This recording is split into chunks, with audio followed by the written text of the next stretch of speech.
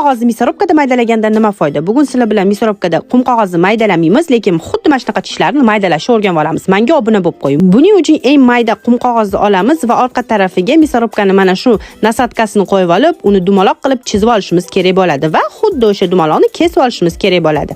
Mana shu nasatkasi bilan bir xil dumaloqlikda bo'lishi kerak bo'ladi va o'rta tarafni ham teshib olishinglar kerak bo'ladi. Keyin mana shuni qilib teshib olganinglardan keyin мясорубкani tishini qo'yib olasizlar. Undan keyin qum qog'ozni qumli tarafini yaxshilab joylashtirib olasizlar мясорубкаga. Undan keyin qolgan hamma nasatkalarini joylashtirib qo'yib olasizlar.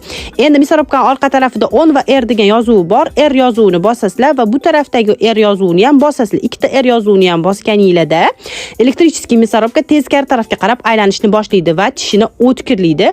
O'tkirlaganinglardan keyin 3-5 daqiqa davomida yaxshilab o'tkirlashingiz kerak bo'ladi. Hamma nasatkalarni yuvib tashlaganinglardan keyin bemalol go'shtlarni maydalab olsanglar bo'ladi. Xuddi shu usulda oddiy мясорубкаning tishlarini o'tkirlab olsanglar bo'ladi. Bu videoni yo'qotib qo'ymaslik uchun menga obuna bo'lib qo'ying.